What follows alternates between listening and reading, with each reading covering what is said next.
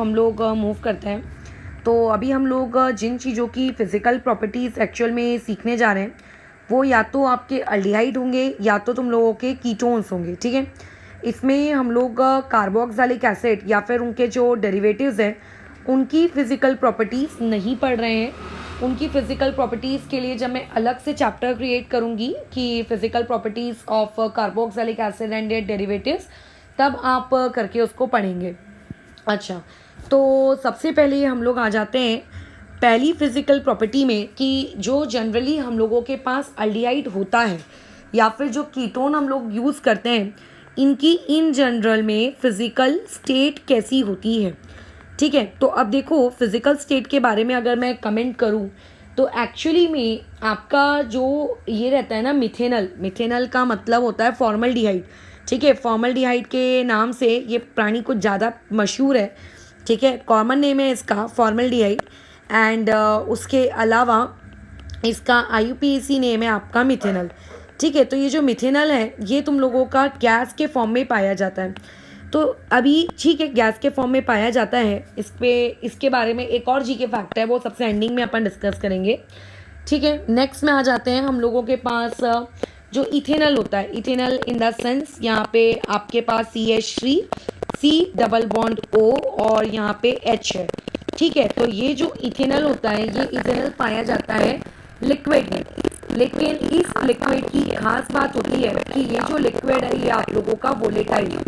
What do you mean by the term volatile? कि ये बहुत ही इजीली वेपर्स क्या करता है फॉर्म में अपने वेपर्स क्रिएट करके ये उड़ जाएगा करके, ठीक है। जस्ट लाइक ग्लिसरीन वगैरह आपकी होती है। अच्छा, अब इसके बाद तुम्हारे पास जितने भी बाकी कार्बोनिल कंपाउंड अगर बच जाते हैं तो वो जितने भी कार्बोनिल कंपाउंड आपके पास बचे हुए हैं वो सारे के सारे कार्बोनिल कंपाउंड या तो ये लिक्विड में रहेंगे, लिक्विड स्टेज में रहेंगे, या फिर उनमें से वो आपके कैसे सॉलिड स्टेट में रहेंगे एट रूम टेम्परेचर, ठीक है। ऐसा नहीं है कि इनमें आप कोई एक्सेप्शनल केस रहेगा करके ही आपके रूम टेम्परेचर पे लिक्विड या तो फिर सॉलिड स्टेट में पाए जाएंगे, क्योंकि जितने भी हम लोग के पास कार्बोनिल कंपाउंड्स हैं ऑब्वियसली तुम उनमें से सबकी फिजिकल स्टेट ना जो हम लोग सेकंड पॉइंट में आते हैं फिजिकल स्टेट के बाहर, वो है आप लोगों का स्मेल वाला पार्ट मैं हमेशा बताती हूँ उसमें। तो देखो स्मेल में इसमें एक बहुत ही इम्पॉर्टेंट है ये वाला part, important in the sense इस पर कोई क्वेश्चन अराइज नहीं होगा, ठीक है। लेकिन ये वाली चीज़ किस काम में हमें यूज़ आती है ये पता होना चाहिए। जो आपके पास लोअर एल्डिहाइड्स है, लोअर एल्डिहाइड्स का मतलब जैसे आपका मिथेनल इथेनल इस टाइप के लोग, ठीक है। तो आपके पास जितने भी लोअर एल्डिहाइड्स होते हैं इन लोअर एल्डिहाइड्स के अंदर से एक बहुत ही स्ट्रॉन्ग स्मेल आपको आती है, ठीक है। एक शार्प पंजेंट स्मेल तुम्हें यहाँ से क्या होगी देखने को मिलेगी, मतलब ऑब्वियस है स्मेल करने को मिलेगी, देखोगे कैसे शार्प पंजेंट स्मेल यहाँ से ऑब्जर्व होगा। अच्छा, लेकिन जैसे जैसे तुम मॉलिक्यूल में जो उसका अल्काइल ग्रुप होता है ना, जैसे कि अगर अल्डिहाइड है तो अल्डिहाइड क्या है RCHO, ठीक है। अगर कीटोन है तो वो क्या है RC डबल बॉन्ड OR। तो अगर मान लेते हैं वहाँ पे आप कार्बन की चेन यानी कि अगर आप अल्काइल ग्रुप को क्या करते हो इंक्रीज करते हो, ठीक है। Carbon number of carbon atoms को यदि आप इंक्रीज करते हो तो आपकी जो स्मेल होती है, आपकी जो स्मेल है वो धीरे धीरे कम पंजेंट होने लगती है, यानी कि लेस पंजेंट स्मेल तुम्हें देखने को मिलेगी करके, ठीक है। और पंजेंट तो वो कम हो जाएगी लेकिन ठीक है उसके अंदर जो खुशबू होती है वो खुशबू एक्चुअल में इंक्रीज हो जाती है, ठीक है। यानी कि वो ज़्यादा फ्रेगनेंट हो जाती है करके। तो इस रीज़न की वजह से हम लोगों के पास जो बहुत सारे नेचुरल स्मेल होती है, जैसे तुम देखो वैनिला है, वैनिला की स्मेल आप डिटेक्ट कर सकते हो। अगर कहीं वैनिला आइसक्रीम ऐसे नाक के अगर आगे आ जाए तो पता चल जाएगा ये वैनिला है, तो वैनिला स्मेल आप डिटेक्ट कर पाओगे कि अच्छा ये वैनिला है करके, ठीक है। इंट्रोडक्शन वाले पार्ट में मैंने ऑलरेडी बताया है उसके बारे में। और उसके अलावा जो आपकी दालचीनी होती है, ठीक है, दालचीनी देख लेना किचन में जाके किसे कहते हैं सिनेमन। तो दालचीनी की जो स्मेल होती है, दालचीनी पाउडर की जो स्मेल होती है वो भी आपका अल्डिहाइड करके उसे शो करता है। तो जहाँ पे भी आपकी फूड इंडस्ट्री है या फिर आपकी जो फ्रेगनेंस इंडस्ट्री है जहाँ पे हमें स्मेल की रिक्वायरमेंट है, वहाँ पे अल्डिहाइड्स का बहुत ज़्यादा क्या किया जाता है, यूज़ किया जाता है उनकी इस प्रॉपर्टी की वजह से, क्योंकि इनके अंदर नेचुरली अकरिंग स्मेल पाई जाती है, जो कि हम लोग किसी फूड को स्मेल देने के लिए फ्लेवरिंग एजेंट के तौर पे परफ्यूम्स में इन्हें हम लोग क्या कर सकते हैं, यूज़ कर सकते हैं, राइट। अच्छा, लेकिन अब यहाँ पे एक दिक्कत की बात है। दिक्कत की बात यह है कि जो तुम्हारा फॉर्मल्डिहाइड है, क्योंकि वो फॉर्मल्डिहाइड आपका गैशियस फॉर्म में पाया जाता है, इसीलिए उस फॉर्मल्डिहाइड को स्टोर करना ना लिटिल बिट डिफ़िकल्ट होता है। अगर मैं स्टोरेज की बात करूँ तो फॉर्मल्डिहाइड को आप स्टोर कैसे करेंगे, बाकियों के स्टोरेज के बारे में हम लोग बातचीत कर ही नहीं रहे, मैं सिर्फ और सिर्फ फॉर्मल्डिहाइड के स्टोरेज के बारे में बात कर रही हूँ। तो फॉर्मल्डिहाइड को देखो स्टोर करने का दो तरीका होता है करके, ठीक है। पहला तरीका करके आपका ये है करके कि आप फॉर्मल्डिहाइड को उसके ट्राइमर के फॉर्म में कन्वर्ट कर लो, ठीक है, या फिर आप फॉर्मल्डिहाइड को उसके क्या कहते हैं, डाइमर के फॉर्म में कन्वर्ट कर लो, ठीक है, सॉरी नॉट डाइमर, टेट्रामर, ठीक है। या तो आप उसको उसके ट्राइमर के फॉर्म में कन्वर्ट कर लो या तो फिर आप उसके डाइमर के फॉर्म में कन्वर्ट कर लो। मैं स्टोरेज के तरीके बता देती हूँ। जैसे पहला तरीका है जो बहुत कॉमन है, आप क्या करते हो, जो आपके पास फॉर्मल्डिहाइड है, ठीक है, लेट्स से तुम्हारे पास एक फॉर्मल्डिहाइड है, इस फॉर्मल्डिहाइड का तुमने क्या कर लिया, 40% एक्वस सोल्यूशन प्रिपेयर किया, यानी कि इसके अंदर हमने इसका 40% एक्वस सोल्यूशन प्रिपेयर कर लिए हैं। तो इस 40% के एक्वस सोल्यूशन को, ठीक है, आप एक्चुअल में क्या कहते हो, फॉर्मेलिन कहते हो, ठीक है। ये वाला जो आपका 40% का एक्वस सोल्यूशन होता है, ये वाली चीज़ क्या कहलाती है, फॉर्मेलिन। तो जब भी तुम्हें फॉर्मल्डिहाइड को स्टोर करना है, तुम उसे फॉर्मेलिन के फॉर्म में स्टोर कर सकते हो। लेकिन अब दिक्कत इसमें एक अगेन एक है कि जैसे कुछ रिएक्शन है जहाँ पे मुझे फॉर्मल्डिहाइड को यूज़ करना है, बट मुझे फॉर्मल्डिहाइड आपका लिक्विड स्टेट में नहीं चाहिए, मतलब उसमें वाटर का कुछ भी ट्रेस नहीं होना चाहिए। होती है ना ऐसी कई रिएक्शन जिनमें वाटर का बिल्कुल भी ट्रेस नहीं होना चाहिए, अगर उनमें वाटर एज अ ट्रेस पाया गया तो दिक्कत हो जाती है। किस प्रकार की करके कि वो वाटर के साथ फिर रिएक्ट करके समथिंग कुछ दूसरा प्रोडक्ट बना लेगी। तो इस तरीके से हम लोगों का ये एक ड्रॉबैक है करके फॉर्मेलिन का, कि इनको हम उस जगह पे यूज़ नहीं कर सकते जहाँ पे हम लोगों को वाटर का ट्रेस नहीं चाहिए। तो फॉर्मेलिन को, मतलब फॉर्मल्डिहाइड को आप बिना एक्वस सोल्यूशन के में कन्वर्ट किए कैसे स्टोर करोगे। तो जैसा मैं बता रही थी कि आप एक काम करो, फॉर्मल्डिहाइड को उसके टेट्रामर वाले फॉर्म में या फिर उसके ट्राइमर वाले फॉर्म में क्या कर लो, कन्वर्ट कर लो, ठीक है। तो जैसे कि यहाँ देखें, आपके पास मैं इसका ट्राइमर क्रिएट कर देती हूँ। इस चीज़ का ट्राइमर कैसा दिखेगा उसको देख लो। ये आपका कार्बन है, ऑब्वियस है कि यहाँ पे CH3, यहाँ पे H, ठीक है। और मतलब फ़िलहाल मैं फॉर्मल्डिहाइड की नहीं, मैं एसिटल्डिहाइड की बात कर रही हूँ। उसके बाद यहाँ पे ऑक्सीजन, यहाँ पे अगेन ऑक्सीजन, फिर अगेन कार्बन होगा, यहाँ पे अगेन कार्बन होगा, इससे कनेक्टेड होगा CH3, यहाँ कनेक्टेड होगा H, यहाँ पे कनेक्टेड होगा CH3, यहाँ पे कनेक्टेड होगा H, और दोनों का अगेन बॉन्ड होगा O से। तो ये तुम्हारा कैसा है, ट्राइमर है। इस ट्राइमर को हम लोग कहते हैं पैरअल्डिहाइड, ठीक है। तो ये आप लोगों का मैंने लिख दिया करके कि ये प्राणी कौन है करके, ठीक है। अभी इसको अगर तुम हीट करोगे तो हीट करने के बाद ये अपने अंदर से आपको 3 मोल्स क्या प्रोड्यूस करके दे देगा, एसिटल्डिहाइड के, यानी कि इथेनॉल के प्रोड्यूस करके दे देगा, ठीक है। तो ये ट्राइमर से कैसे आप उसको ऑब्टेन करते हो, ये उसका तरीका है। बट इसी सेम चीज़ को हम लोग एक्चुअल में उसके टेट्रामर, यानी कि उसका एसोसिएट होंगे उसके 4 पार्टिकल्स, इस फॉर्मेट में भी हम लोग इसको स्टोर कर सकते हैं करके, राइट। तो देखो वो तरीका क्या है एक्चुअल में हम लोगों का, इसका टेट्रामर कैसा दिखता है। तुमसे कभी कोई ये स्ट्रक्चर वगैरह पूछा नहीं जाएगा, ठीक है। ये फिजिकल प्रॉपर्टी है, बट कैसा है पता होनी चाहिए, उसके फैक्ट्स पे हम लोग बातचीत कर रहे हैं। और अदरवाइज़ जो इम्पॉर्टेंट फिजिकल प्रॉपर्टीज़ हैं वो अभी शुरू होंगी, लाइक बॉइलिंग पॉइंट, सोल्यूबिलिटी, वहाँ से आपको कैसा उसके क्वेश्चंस देखने को मिलेंगे ज़्यादातर, ठीक है। तो ये मैंने बना लिया, और ऑब्वियस है इनके बीच में ये एक ऑक्सीजन, देख लो 4 यूनिट्स हैं, ठीक है। तो इस वाली चीज़ को हम लोग जैसे उसको पैर कहते हैं, इसको हम लोग मेटल्डिहाइड कहते हैं। तो अगर कल को तुम्हें एसिटल्डिहाइड को स्टोर करना है तो एसिटल्डिहाइड को इस तरीके से स्टोर किया जाएगा। ये मैं बता रही थी फॉर्मल्डिहाइड का, और उसमें मैंने बता दिया तुम लोगों को गलती से एसिटल्डिहाइड का, ठीक है, मैं फॉर्मल्डिहाइड का भी बता देती हूँ कि फॉर्मल्डिहाइड को हम लोग कैसे स्टोर करते हैं। देखो, लेट्स से अगर फॉर्मल्डिहाइड को आपको स्टोर करना है तो फॉर्मल्डिहाइड को स्टोर करने का तरीका क्या है, इस चीज़ को आप उसके ट्राइमर में कन्वर्ट कर लो। अब देखो इसका ट्राइमर कैसा दिखेगा, इसमें इसका टेट्रामर नहीं होता है, ये इसका ट्राइमर है। यहाँ पे ऑक्सीजन और उसके बाद यहाँ पे कार्बन, अगेन यहाँ पे ऑक्सीजन, तो यहाँ आ जाएगा हाइड्रोजन, यहाँ पे हाइड्रोजन, यहाँ पे हाइड्रोजन, यहाँ पे हाइड्रोजन। क्योंकि फॉर्मल्डिहाइड है, हीट करोगे तो इसके अंदर से आपको क्या मिल जाएंगे, 3 पार्टिकल्स मिल जाएंगे। किस चीज़ के, आपके फॉर्मल्डिहाइड के। तो ये तरीके हैं कि किन तरीक़ों से आप करके उस पर्टिकुलर चीज़ को स्टोर कर सकते हैं करके। ठीक है, तो नेक्स्ट फिजिकल प्रॉपर्टी में आते हैं। तो यहाँ पे जो तुम्हारी 4th फिजिकल प्रॉपर्टी है, सबसे पहले हम लोग यहाँ पे आपके जो कार्बोनिल कंपाउंड्स है, अल्डिहाइड और कीटोन्स क्या हैं, कार्बोनिल कंपाउंड्स ही तो हैं और क्या हैं।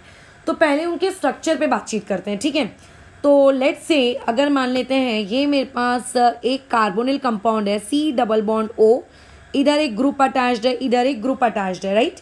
तो ऐसे केस में तुम एक बात देखो, क्योंकि ये जो कार्बन है, इस कार्बन की यहाँ पे हाइब्रिडाइजेशन sp2 है, तो हम लोग ऐसा एक्सपेक्ट करते हैं कि इस पर्टिकुलर चीज़ के पास एक्सपेक्टेड बॉन्ड एंगल कितना डिग्री का होना चाहिए, 120 डिग्री का होना चाहिए करके। बट दिक्कत ये है कि इसमें बॉन्ड एंगल एक्चुअल में रिड्यूस हो जाता है। मैं फॉर्मल्डिहाइड के रिस्पेक्ट में बात कर रही हूँ। तो देखो यहाँ पे किस तरीके से बॉन्ड एंगल में चेंज आता है। कार्बन, यहाँ पे 2 प्रकार के देखो बॉन्ड एंगल से, एक बॉन्ड एंगल आपका है हाइड्रोजन कार्बन और ऑक्सीजन वाला, ठीक है, ये वाला और ये वाला बॉन्ड एंगल सेम है। और दूसरे प्रकार का बॉन्ड एंगल यहाँ नीचे की तरफ है, हाइड्रोजन कार्बन और हाइड्रोजन वाला। तो अभी अगर तुम ऐसा एक्सपेक्ट करोगे करके कि तीनों बॉन्ड एंगल आपके कैसे सेम होंगे, तो तीनों बॉन्ड एंगल आपके यहाँ पे सेम नहीं है।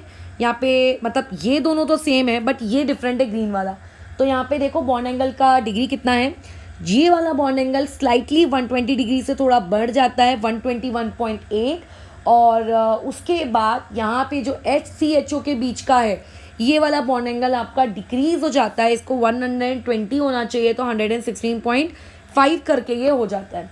ठीक है, तो यहाँ पे ये वाली चीज़ आपकी स्लाइटली क्या होती है, यहाँ पे देखो ये रिपल्शन होता है। यहाँ पे ऑक्सीजन के पास लोन पेयर ऑफ इलेक्ट्रॉन्स हैं, ठीक है, तो ये यहाँ पे क्या करता है, रिपल्शन क्रिएट करता है। ठीक है, रिपल्शन वहाँ पे होता है। तो जिस रिपल्शन की वजह से ये जो पूरा का पूरा ग्रुप है ना, ये वाला ग्रुप देखो, ये वाला पूरा का ग्रुप ये इधर शिफ्ट हो जाता है, इधर। तो ये आपके राइट साइड से तो बॉन्ड एंगल ये वाला जब इधर शिफ्ट हो जाएगा, तो आपका जो बॉन्ड एंगल होगा वो बॉन्ड एंगल तो क्या हो जाएगा, आपका इंक्रीज हो जाएगा। लेकिन इस तरफ से बॉन्ड एंगल क्या हो गया, डिक्रीज। ठीक है, तो ये उसका रीज़न है। अच्छा, नेक्स्ट वाली प्रॉपर्टी में हम लोग आते हैं, आप लोगों की 5th प्रॉपर्टी में। तो इसकी अगर 5th प्रॉपर्टी के बारे में बात करें तो इसकी 5th प्रॉपर्टी देखो कैसी है। 5th प्रॉपर्टी में हम लोग चीज़ों के बारे में जो डिस्कस करेंगे, ठीक है, वो ये रहेगा कि डाइपोल मोमेंट क्या है। ठीक है, डाइपोल मोमेंट क्या है। तो जैसे मैं यहाँ पे तुम्हें डाइपोल मोमेंट निकालना नहीं सिखा रही हूँ, बस ये बता रही हूँ करके कि आप लोगों को सिंपली डाइपोल मोमेंट की वैल्यू कुछ है भी कि नहीं है। तो जैसे यहाँ पे डाइपोल मोमेंट पे अगर मैं कमेंट करूँ तो लेट्स से मेरे पास एक कोई भी इन जनरल कार्बोनिल कंपाउंड है C+O और यहाँ पे इस तरीके से अगर मैं इसका एक रेजोनेटिंग स्ट्रक्चर को ड्रॉ करूँ तो इसका रेजोनेटिंग स्ट्रक्चर किस तरीके से होगा, ये पाई इलेक्ट्रॉन्स में यहाँ पे पुट कर देती हूँ, मतलब शिफ्ट कर देती हूँ। तो ये चीज़ कैसी हो जाएगी, कार्बन ऊपर में पहले से 2 लोन पेयर इलेक्ट्रॉन थे, एक एक्स्ट्रा शिफ्ट हुआ नेगेटिव और कार्बन पे पॉजिटिव चार्ज क्रिएट हुआ और ये इस तरीके से ग्रुप लगे। तो यहाँ पे क्योंकि आपके चार्ज सेपरेशन है, तो ये चार्ज सेपरेशन होने की वजह से जो भी आपके कार्बोनिल कंपाउंड्स होते हैं, कभी भी तुम्हारे किसी भी कार्बोनिल कंपाउंड में उसका डाइपोल मोमेंट आपको 0 नहीं मिलेगा करके। ठीक है, इन लोगों का डाइपोल मोमेंट आपका हमेशा रहेगा। ठीक है, हमेशा इनके पास कुछ ना कुछ डाइपोल मोमेंट है, हमेशा इनके पास याद रखना कुछ ना कुछ डाइपोल मोमेंट है। ठीक है, अच्छा, इसके अलावा कि यहाँ पे आप लोगों ने एक चीज़ देखो करके कि यहाँ पे ऑक्सीजन के ऊपर नेगेटिव चार्ज आ चुका है। ठीक है, ऑक्सीजन के ऊपर अगर नेगेटिव चार्ज आ गया है तो इसका मतलब क्या है करके कि ऑक्सीजन एक इलेक्ट्रॉन रिच सेंटर बन चुका है। राइट। ये क्या बन चुका है, एक इलेक्ट्रॉन रिच सेंटर बन चुका है। एंड जो बेचारा तुम्हारा ये करके आपका कार्बन, उस कार्बन पे क्या आ चुका है, आपका पॉजिटिव चार्ज आ गया है। इसका मतलब ये है कि बेचारा ये इलेक्ट्रॉन डेफिशिएंट है। तो क्योंकि इस कार्बोनिल कंपाउंड में आपको पॉजिटिव सेंटर भी देखने को मिल रहा है, साथ ही साथ में यहाँ पे तुम लोगों को एक नेगेटिव सेंटर भी देखने को मिल रहा है। तो इसीलिए तुम ये कह सकते हो कि जो आपके कार्बोनिल कंपाउंड्स होते हैं ये बाइपोलर होते हैं नेचर में, राइट। अगर ये बाइपोलर है तो इसका मतलब ये है कि ये जो कार्बन है ये किसके जैसे एक्ट करेगा, ये एक इलेक्ट्रोफाइल के जैसे एक्ट करेगा। और क्योंकि इस ऑक्सीजन पे नेगेटिव चार्ज है करके, तो ये किसके जैसे एक्ट करेगा, ये एक्ट करेगा एज अ न्यूक्लियोफाइल। ठीक है, समझ रहे हो करके के वाली चीज़। तो इसीलिए जब हम लोग केमिकल प्रॉपर्टीज़ पढ़ेंगे तो केमिकल प्रॉपर्टीज़ में आप लोगों का करके आप ये भी रिएक्शंस देखोगे कि कभी किसी इलेक्ट्रोफाइल को अगर अटैक करना है तो इलेक्ट्रोफाइल कार्बन पे अटैक करेगा, और अगर न्यूक्लियोफाइल को अटैक करना है, न्यूक्लियोफाइल को अगर आना है तो न्यूक्लियोफाइल कार्बन पे आएगा, और अगर इलेक्ट्रोफाइल को आना है तो ऑक्सीजन पे आएगा। ठीक है, अच्छा ये वाली चीज़ हम लोगों की हो गई। अच्छा आगे बढ़ते हैं फिर अभी नेक्स्ट प्रॉपर्टी में हम लोग। तो 7th प्रॉपर्टी पे अगर मैं आऊँ तो एक बात का तुम्हें ख्याल रखना है, क्योंकि आपके कार्बोनिल कंपाउंड्स में डाइपोल मोमेंट है। आपके पास जो कार्बोनिल कंपाउंड्स हैं they have dipole moment, right. तो क्योंकि इनके बीच में डाइपोल मोमेंट है तो देयरफॉर अगर आपके पास एक कार्बोनिल कंपाउंड है, एक सीसी, यहाँ पे सीसी का मतलब क्यूबिक सेंटीमीटर नहीं है, मैं कार्बोनिल कंपाउंड को इम्प्लाइज कर रही हूँ। तो अगर आपके पास एक कार्बोनिल कंपाउंड है और आपके पास एक सेकेंड कार्बोनिल कंपाउंड है, तो उन दोनों के बीच में आप ये पाओगे कि डाइपोल डाइपोल इंटरैक्शन है। ये जो डाइपोल डाइपोल इंटरैक्शन होता है ये हाइड्रोजन बॉन्डिंग के जैसे ज़्यादा स्ट्रॉन्ग नहीं होता, बट फिर भी किसी चीज़ में कोई इंटरैक्शन नहीं होने से तो बेटर ही है ना, राइट। तो इनके बीच में आपको क्या देखने को मिलेगा, डाइपोल डाइपोल इंटरैक्शन। जैसे तुम्हारे अल्केन्स ले लो, एक अल्केन में तो डाइपोल मूवमेंट भी नहीं होता है, राइट। तो और ऊपर से हाइड्रोजन बॉन्डिंग भी नहीं होती है, तो जिसकी वजह से आपका जो अल्केन है वो एक सिंपल आप कह सकते हो कि उसके पास सिर्फ और सिर्फ वैन वाल फोर्सेस है एक मॉलिक्यूल और दूसरे मॉलिक्यूल के बीच में, राइट। बराबर एक मॉलिक्यूल और दूसरे मॉलिक्यूल के बीच में वहाँ पे सिर्फ और सिर्फ क्या है, वैन वाल फोर्सेस।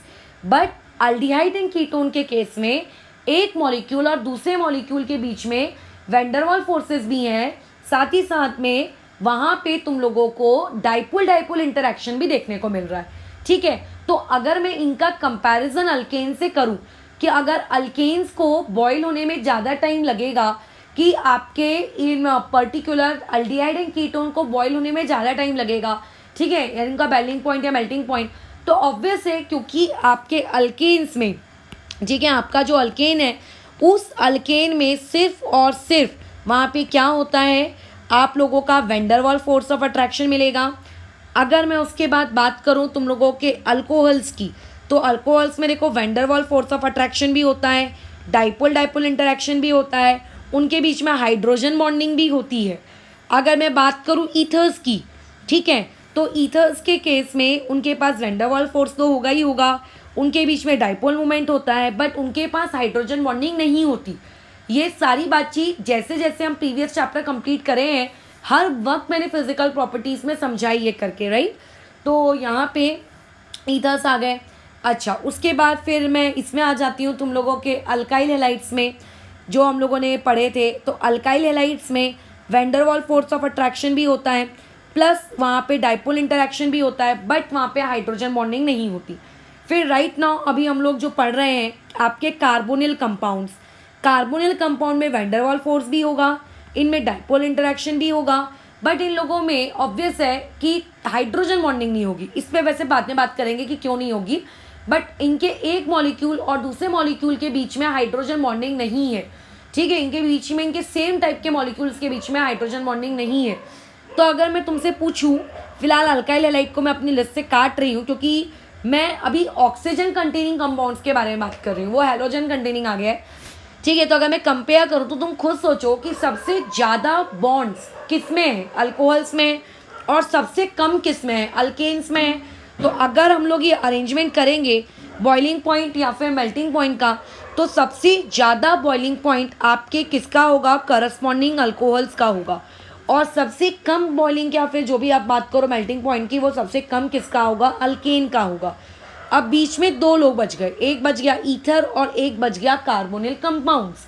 तो अगर मैं तुमसे ये पूछूं कि किसका डाइपोल इंटरेक्शन ज़्यादा बेटर है, ठीक है, किस चीज़ का डाइपोल इंटरेक्शन ज़्यादा अच्छा है, तो ऑब्वियस है कि जो तुम लोगों के कार्बोनिल कंपाउंड्स हैं इनका डाइपोल इंटरेक्शन ज़्यादा बेटर है, क्योंकि वहाँ पे कार्बन डबल बॉन्ड ऑक्सीजन है, sp2 हाइब्रिडाइजेशन है।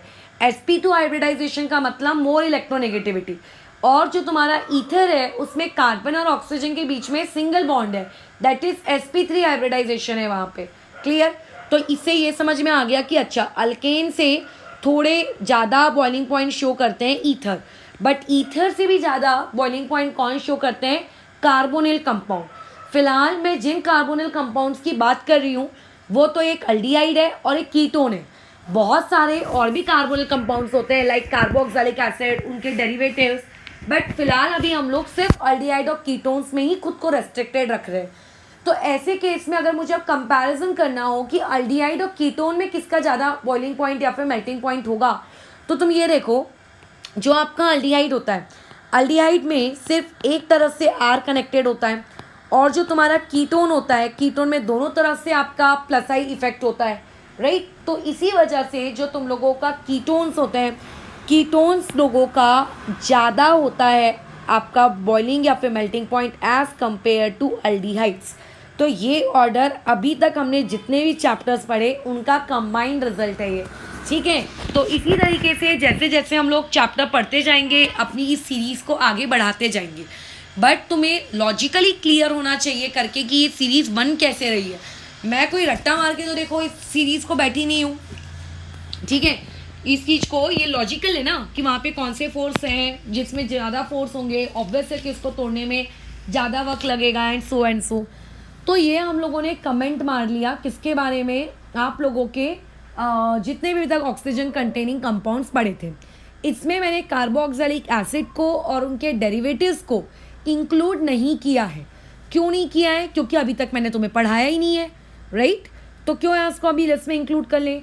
जब हम लोग अलग से चैप्टर पढ़ेंगे carboxylic acid and it's derivative का, तो उसको भी इस लिस्ट में इंक्लूड कर लेंगे, ठीक है। ओके, तो हम लोग हमारी नेक्स्ट प्रॉपर्टी में मूव करते हैं। नेक्स्ट प्रॉपर्टी है हाइड्रोजन बॉन्डिंग। देखो, जैसे मैंने इससे पहले जो चैप्टर में पढ़ाई थी उस चैप्टर में मैं तुम्हें बताई हूँ ईथर में कि ईथर्स आपके, जैसे ईथर का एक मॉलिक्यूल है ROR, अब ईथर के पास उसका एक और मॉलिक्यूल है ROR। तो क्या ईथर का एक मॉलिक्यूल अपने जैसे एक दूसरे मॉलिक्यूल के साथ इंटरमॉलिक्यूलर हाइड्रोजन बॉन्डिंग फॉर्म करता है क्या? तो नहीं, ईथर का एक मॉलिक्यूल अपने जैसे दूसरे ईथर के मॉलिक्यूल के साथ हाइड्रोजन बॉन्डिंग फॉर्म नहीं करता। क्यों नहीं करता? क्योंकि हाइड्रोजन बॉन्डिंग फॉर्म करने की कंडीशन क्या है कि आपके पास एक एसिडिक हाइड्रोजन होना चाहिए यानी कि फॉन वाला हाइड्रोजन, और दूसरा एक इलेक्ट्रोनेगेटिव एटम होना चाहिए यानी कि फॉन। तो ईथर के पास इलेक्ट्रोनेगेटिव एटम ऑक्सीजन तो है, बट उसके पास वो एसिडिक हाइड्रोजन ही नहीं है। तो अगर मान लेते हैं ये ऑक्सीजन बोल रहा है कि मैं हाइड्रोजन बॉन्डिंग बनाऊंगा, तो यहाँ पे क्वेश्चन अराइज हो जाएगा किसके साथ, राइट। तो आपके जो ईथर के मॉलिक्यूल्स हैं वो आपस में हाइड्रोजन बॉन्डिंग नहीं बनाते हैं, बट डेफिनेटली अगर आप ईथर के मॉलिक्यूल्स को पानी के साथ हाइड्रोजन बॉन्डिंग बनाते हैं कि नहीं बनाते हैं, अगर इस बात पे बात करोगे तो डेफिनेटली ये इनके बीच में हाइड्रोजन बॉन्डिंग कैसे बनती है करके, ठीक है। तो इनके बीच में हाइड्रोजन बॉन्डिंग बनेगी। तो वैसे ही जो तुम्हारे कार्बोनिल कंपाउंड्स हैं RC⋯O, लेट से R, तो देखो इनके पास भी फॉन वाला ऑक्सीजन है करके, बट कैसा है, अगर मैं बोलूँगी कि अपने जैसे किसी दूसरे कार्बोनिल कंपाउंड के साथ हाइड्रोजन बॉन्डिंग क्रिएट करेंगे, तो इसमें इसका आंसर क्या होगा कि नहीं, ये लोग नहीं क्रिएट कर सकते। बट हाँ, तुम अगर इनको लेट से पानी के साथ अगर रख दो, तो अगर तुम इन्हें पानी के साथ रखोगे तो पानी के पास क्योंकि एसिडिक हाइड्रोजन है, तो एक कार्बोनिल कंपाउंड में जो ये ऑक्सीजन है और ये जो हाइड्रोजन है, इनके बीच में देखो ये हाइड्रोजन बॉन्डिंग बन जाएगी। अगर तुम मान लेते लेट से इन कार्बोनिल कंपाउंड्स को अल्कोहल के साथ रख देते हो, ठीक है, तो अल्कोहल्स के साथ क्या हो जाएगा, इन लोगों की हाइड्रोजन बॉन्डिंग बन जाएगी, ये वाला ऑक्सीजन और ये वाला हाइड्रोजन। ठीक है, तो इससे ये समझ में आता है कि कार्बोनिल कंपाउंड्स भी ईथर्स के जैसे आपस में हाइड्रोजन बॉन्डिंग नहीं क्रिएट कर सकते, इनके सेम मॉलिक्यूल्स के बीच में इंटरमॉलिक्यूलर हाइड्रोजन बॉन्डिंग एग्जिस्ट नहीं करती। हाँ, बट अगर आप इन्हें किसी एक ऐसे सॉल्वेंट में डिसॉल्व करते हो जिसके पास एसिडिक हाइड्रोजन का सोर्स है, तो वो उसके साथ हाइड्रोजन बॉन्डिंग बना लेगा। तो क्योंकि कार्बोनिल कंपाउंड पानी के साथ हाइड्रोजन बॉन्डिंग बना रहा है, so we can say that कि आपके कार्बोनिल कंपाउंड्स पानी के अंदर क्या होते हैं, सॉल्यूबल होते हैं। हम लोग जो प्रॉपर्टी पढ़ते हैं सॉल्युबिलिटी, सॉल्युबिलिटी का मतलब ही क्या होता है कि अगर कोई सबस्ट्रेट आपके उस सॉल्वेंट वाटर के साथ अगर हाइड्रोजन बॉन्डिंग बना पा रहा है, तो इसका मतलब क्या कि वो उसके अंदर सॉल्यूबल है। तो देयरफॉर आपके जो कार्बोनिल कंपाउंड्स हैं, ये कार्बोनिल कंपाउंड्स वाटर में क्या होते हैं, सॉल्यूबल होता है। लेकिन इनमें एक दिक्कत है, दिक्कत ये है कि जो तुम्हारे पास फॉर्मल्डिहाइड है HC डबल बॉन्ड OH, जो तुम्हारे पास इथेनॉल है, ठीक है, इथेनॉल यानी कि acetaldehyde CH3C double bond OH, जो तुम लोगों के पास प्रोपेनॉन है यानी कि एसीटोन की बात कर रही हूँ मैं, ठीक है, इसका कॉमन नेम एसीटोन है। तो ये आपके पास एसीटोन है, इन्हें तुम पानी के साथ किसी भी प्रपोर्शन में मिक्स करो, किसी भी प्रपोर्शन में, किसी भी प्रपोर्शन का मतलब होता है कि 99% तुमने एसीटोन ले लिया और 1% तुमने वाटर ले लिया, तो भी वो पानी के अंदर डिजॉल्व हो जाएंगे। किसी भी प्रपोर्शन में ये पानी के साथ क्या होते हैं, सॉल्यूबल होते हैं। लेकिन अगर मान लेते हैं आप अब क्या करते हो, कार्बोनिल कंपाउंड में जो ये R वाला ग्रुप होता है, ये जो R वाला ग्रुप होता है, अल्काइल ग्रुप जो होता है, अगर आप इस R ग्रुप को अगर इंक्रीज करते हो, तो आपके इस R ग्रुप को इंक्रीज करने की वजह से क्या हो रहा है, जो उसका नॉन पोलर पार्ट है, राइट, जो उसका नॉन पोलर पार्ट है, नॉन पोलर पार्ट क्या होते हैं आपके पानी से मतलब हाइड्रोफिलिक होते हैं कि हाइड्रोफोबिक होते हैं। ये लोगों को पानी से कोई प्यार व्यार तो है नहीं, तो देयरफॉर उनकी सॉल्युबिलिटी, जैसे जैसे तुम अल्काइल ग्रुप बढ़ाओगे, सॉल्युबिलिटी भी धीरे धीरे क्या होने लगेगी, डिक्रीज होने लगेगी, राइट, ये बात याद रखना। बाकी तो मैं सब कुछ तुम्हें नियमों के बारे में ऑलरेडी सिखा चुकी हूँ। हर बार फिजिकल प्रॉपर्टीज़ पढ़ाते वक्त तो मैं बता नहीं सकती कि बॉइलिंग पॉइंट का मॉलिक्यूलर मास के साथ डायरेक्ट रिलेशनशिप है, नंबर ऑफ कार्बन आइटम्स के साथ डायरेक्ट रिलेशनशिप है, सॉल्युबिलिटी का सरफेस एरिया के साथ कैसा रिलेशनशिप है, वो सब तुम्हें पता है, ठीक है। तो एक इलस्ट्रेशन लेकर फिर इस चीज़ को ओवर करते हैं। अभी जैसे यहाँ पर ये वाला एक क्वेश्चन देखो, एक मिनट, तुम्हें दिया हुआ है कि आपके पास एक है ब्यूटेनल, ठीक है, मतलब अल्डिहाइड की बात हो रही है। उसके बाद तुम्हें दिया हुआ है ब्यूटेनॉल, ठीक है, एंड उसके बाद फिर एक है डाई इथाइल ईथर, ठीक है, एंड चौथा यहाँ पे दिया है पेंटेन। तुम्हें इन्हें अरेंज करना है इनके बॉइलिंग पॉइंट के अकॉर्डिंग। तो देखो, ज़्यादा दिमाग लगाने की नीड ही नहीं है, क्योंकि रूल हम लोग ऑलरेडी बना चुके हैं। ये जो येलो डब्बे में बना के लिखा है कि सबसे ज़्यादा बॉइलिंग पॉइंट किसका होता है, अल्कोहल्स का, उससे कम कीटोन्स का, उससे कम अल्डिहाइड्स का, उससे कम ईथर का और सबसे कम अल्केन का। तो बस अरेंज कर लो इसको फटाफट। इसका आंसर क्या आएगा, सबसे कम होगा पेंटेन का और सबसे ज़्यादा किसका होगा, अल्कोहल का। तो अल्कोहल कौन है इनमें, ब्यूटेनॉल है। उसके बाद ईथर्स का यानी कि डाई इथाइल ईथर, और उसके बाद फिर तुम्हारे ये अल्डिहाइड का ब्यूटेनॉल करके, ठीक है। तो ये हमसे देखो क्वेश्चन अटेम्प्ट हो गया। सिमिलरली एक और छोटा सा क्वेश्चन देख लेते हैं। यहाँ पे आपको दिया हुआ है प्रोपैन टू ऑल, यानी कि अल्कोहल की बात हो रही है। नेक्स्ट में दिया है प्रोपैन टू ऑन, यानी कि कीटोन है ये, और उसके बाद तुम्हें दिया है 2 मिथाइल प्रोपीन, ठीक है। तो अभी देखो इसमें अगेन तुम्हें बॉइलिंग पॉइंट के अकॉर्डिंग इस चीज़ को अरेंज करना है।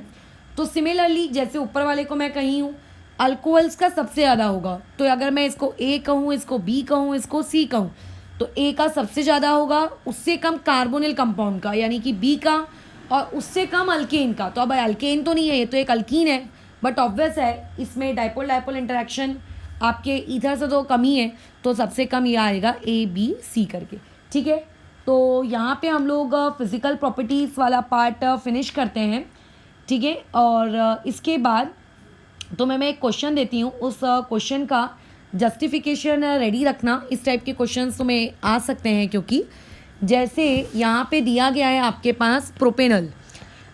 प्रोपेनल का जो डाइपोल मोमेंट है वो तुम्हें दिया है 2.5 डी, और उसके बाद फिर तुम्हें दिया है एक ब्यूटीन, और ब्यूटीन का डाइपोल मोमेंट है 0.3 डी। तुम्हें एक गिव रीज़न देना है कि क्यों प्रोपेनल का डाइपोल मोमेंट ज़्यादा है। मैंने अभी अभी ऊपर एक्सप्लेन किया है, तो इसके बेसिस पे तुम ये वाली चीज़ कैसे कर लोगे करके, ठीक है। तो फिर अभी हम लोग इसको ओवर करते हैं।